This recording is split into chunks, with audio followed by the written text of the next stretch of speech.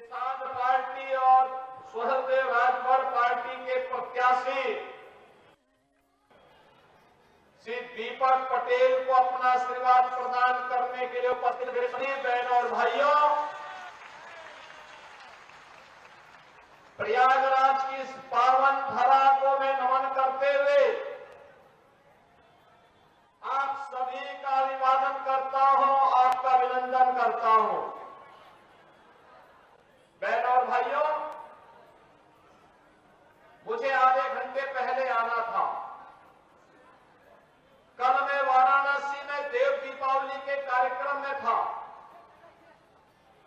देश के महामहिम उपराष्ट्रपति जी आज वहां पर उपस्थित थे। देवताओं की दीपावली हमारी काशी में कैसे होती है, दुनिया ने देखा और लाखों की संख्या में देश और दुनिया के श्रद्धालुजन, पर्यटक कल काशी में आए थे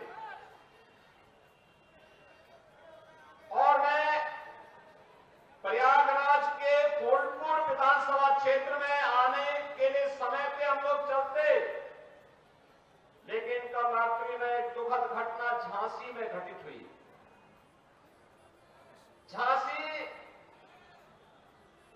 रानी लक्ष्मीबाई मेडिकल कॉलेज में छोटे बच्चों के एक नवजात शिशु का जो वार्ड होता है, जो कम वेट के बच्चे होते हैं, समय के पहले जो बच्चे पैदा हो जाते हैं, जिन बच्चों में गंभीर बीमारी हो जाती है, नवजात शिशु होते हैं, उन बच्चों का जो वार्ड था, उसमें अचानक शॉर्ट सर्किट से आग लगने के कारण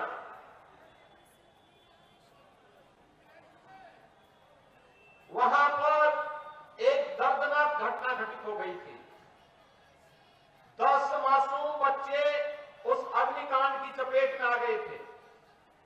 तो उसी की व्यवस्था में वहां पर शेष 54 बच्चों को सुरक्षित निकाला जा सके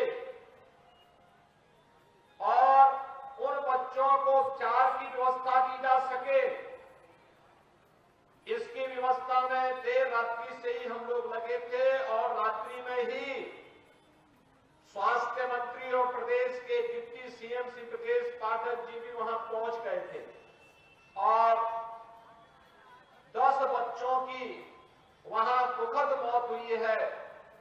शेष बच्चे सुरक्षित हैं। वहां पे स्वास्थ्य विभाग की पूरी टीम, मेडिकल कॉलेज की पूरी टीम, प्रशासन और पुलिस प्रशासन की पूरी टीम सभी को सुरक्षित निकालने में सफल रही। लेकिन मेरी संवेदना उन सभी परिजनों के प्रति है जिन्होंने अपने मासूम बच्चों को खोया है और मुझे लगता है कि संवेदना के इस क्षण में हमारी संवेदना इस प्रकार की दुखद और दुर्भाग्यपूर्ण घटनाओं के प्रति होनी ही चाहिए। बहनों और भाइयों, इसलिए चाहते हुए भी व्यवस्था में लगे होने के कारण समय से मैं आपके बीच में यहां पर नहीं आ पाया। आपने जो उत्साह यहां पर दिखाया है, फूलपुर में फिर से कमल का फूल खिलना है, इसके लिए जो आपका ये संकल्प है, उसी के लिए मैं आपके पास आया हूं कहने के लिए। बहनों और भाइयों, आज जो कुछ भी आपको परिवर्तन दिखता है देश में और प्रदेश में, ये प्रधानमंत्री मोदी जी के नेतृत्व में, उनके यशस्वी मार्गदर्शन में ही संभव हो पा रहा है। चाहे मेडिकल कॉलेज की स्थापना के कार्य हो, चाहे वह देव दीपावली का भव्य कार्यक्रम काशी का रहा हो, चाहे वह दीपोत्सव का भव्य आयोजन अयोध्या धाम का हो, चाहे वह गंगा एक्सप्रेसवे को मेरठ से प्रयागराज से जोड़ने का हो, चाहे वह 2025 का भव्य और दिव्य कुंभ का हो, ये केवल और केवल डबल इंजन की भाजपा की सरकार कर सकती है। समाजवादी पार्टी का कोसों दूर तक इससे कोई रिश्ता नहीं है। बहनों और भाइयों, इनको विकास से कौन मतलब है? इनको युवाओं से कौन मतलब रह गया है? इनको किसानों से कौन मतलब रह गया है? इनको व्यापारियों से मतलब नहीं, इनको विकास से मतलब नहीं। इनका तो एक ही सिद्धांत है कि सबका साथ और सेफई परिवार का विकास। उससे ऊपर ये सोच भी नहीं सकते, उससे ऊपर इनकी सोच है भी नहीं। याद करिए, हमने पहले दिन कहा था उत्तर प्रदेश के अंदर, उत्तर प्रदेश की धरती को दंगा मुक्त बनाएंगे।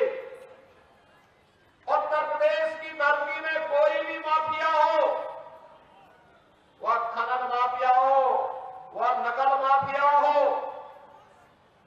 वह वन माफिया हो, वह पशु माफिया हो, उससे सख्ती से निपटेंगे। और बहनों और भाइयों, आपने देखा होगा समाजवादी पार्टी को इससे पीड़ा होती है।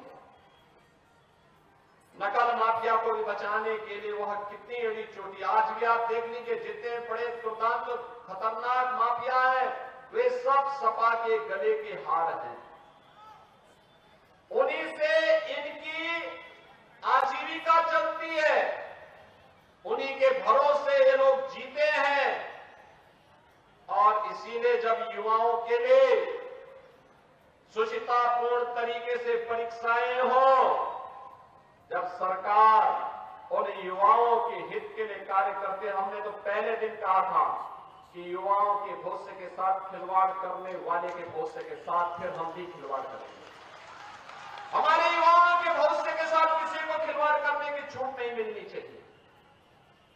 और मैं फिर कहता हूं, नकल माफिया के खिलाफ हम कार्रवाई करेंगे। किसी भी युवा के भविष्य के साथ खिलवाड़ करने की छूट नहीं देंगे किसी को भी। प्रतियोगी परीक्षाएं सुचितापूर्ण तरीके से संपन्न हो, इसके लिए माहौल सरकार भी बनाएगी, संबंधित चयन बोर्ड और आयोग भी उसके लिए पूरी प्रतिबद्धता के साथ कार्य कर रही है। अच्छे नौजवान जब सेवा में आएंगे तो विकास की गति को द्रुत गति से आगे बढ़ाने के साथ ही गरीबों तक शासन की योजना को पहुंचाने में भी अपना योगदान देंगे।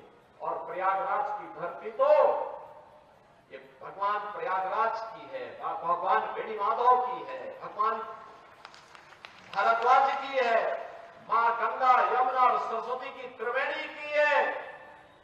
ये पावन धरा तो हमारे लिए एक ऐसी पावन धरा है कि प्रयागराज का कुंभ अब तो दुनिया के अंदर मानवता के मूर्त सांस्कृतिक धरोहर के रूप में प्रधानमंत्री मोदी जी के प्रयास से आज मान्यता प्राप्त कर चुका है।